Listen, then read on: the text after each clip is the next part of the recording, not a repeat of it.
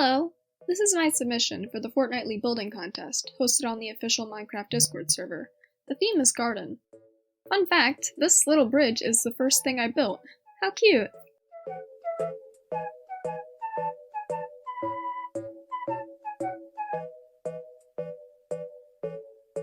Starting off, we have this little pond. It's meant to be like a kelp garden?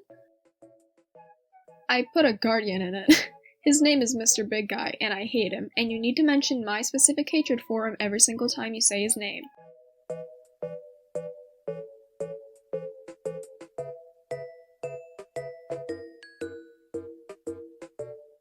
Over here, we have the wheat patch, which I immediately get distracted from as I remembered I put down lily pads and carpets meant to represent petals on the water. Yay!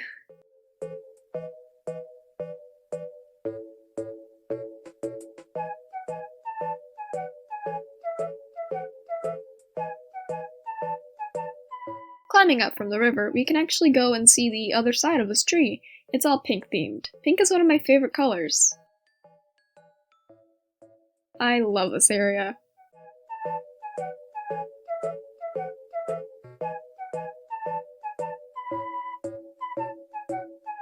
Oh, also, this tree was a literal nightmare to make, purely because of the leaves taking so long to detail, so you're gonna see multiple angles of this tree, like it or not.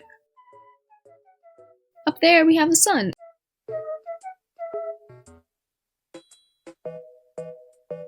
And heading back on down, we enter into the mushroom garden.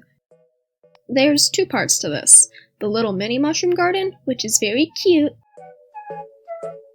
and the giant mushroom garden, which is very big.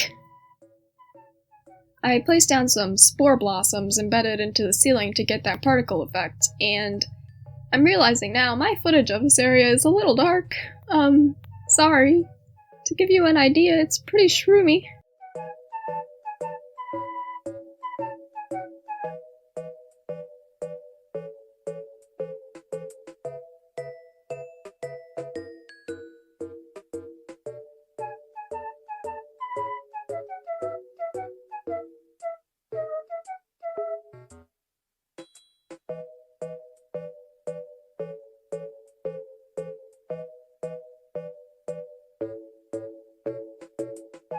Coming out of there, we go on over to the first carrot and potato farm.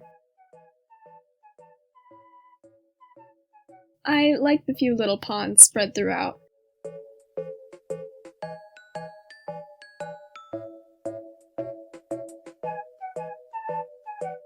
Fun fact, actually, is that these drip leaves are impossible to place here. And anytime you see an impossible placement like that, I most definitely made it with setblock, a very useful command for placing things down where they shouldn't be able to go.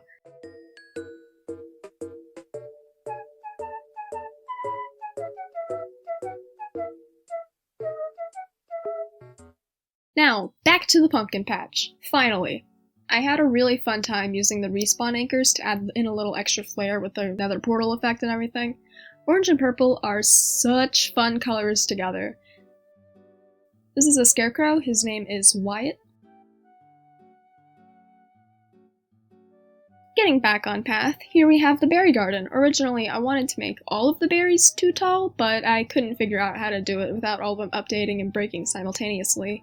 So I settled for 2 on each edge. I think it looks nice. Over there is the smoon. And here we come to the second carrot and potato farm. I really put this in just for filler. Speaking more generally, I wanted the whole build to be really colorful and tried to avoid using neutral tones whenever I could. Which is why a majority of the blocks used are the weird kind that you wouldn't think of for building, especially for paths like lapis and gold blocks. Oh, we've come to the end of the path, which turns into the Beetroot Farm. Now, you may be thinking to yourself, Pay, the theme is garden, not farm, and to that I say, literally every single garden I have ever seen has been food-focused, flowers second. Flower-only gardens are very pretty, but they don't feel as real and lived in as gardens that are built primarily with food in mind. Flower-only gardens can feel stale, you know? I tried to do a little overhead pattern here, and I think it turned out nice. I would have liked to do something more complicated, but I didn't really have the patience. Cave time! I made a cave. You know, for the garden prompt? Let's boat through. Of course, I needed to get the boat with lily pads in it. This area was really fun to make. I had to set tick speed to 0 so that the redstone would always be glowing.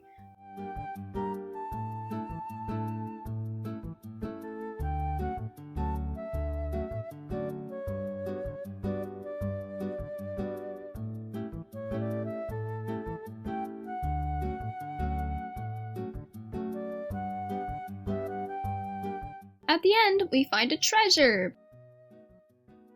But wait, what's this? A budding amethyst? That's right, amethyst garden. It counts.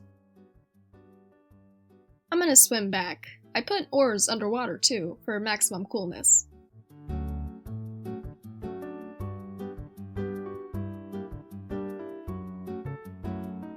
And at this point, you're probably wondering what's at the top of this hill, right?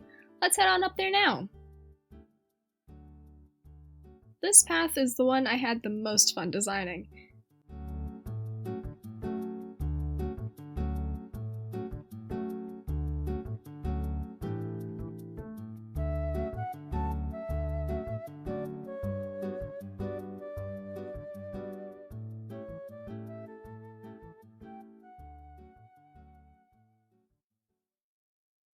How pretty! Let's jump in a well! If you look really close, you can actually see that this well is connected to the cave down below. I would have added a waterfall, but it ruined the dark lighting down there, so just pretend it's there, okay? Swimming back up, we can admire the rest of this lovely little meadow type thing. So pretty, so red, so luscious!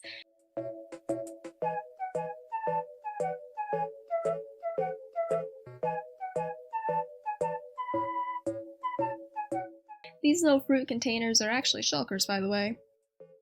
And here we have a little date table that you can sit at. Oh, also, I just wanted to let everyone know I put something on every single block of Podzol. Every single one. I didn't need to decorate the back here, nobody's seeing it, but I did, and I want everyone to know it. It took a long time, and I'm really happy with how it came out. Finally, we have this little flower meadow. I built this in a flower forest biome, so I bone mealed, removed all of the grass, repeated that like a billion times to reveal the pattern that the flowers were generated in. It's pretty simple, but I think it's cute.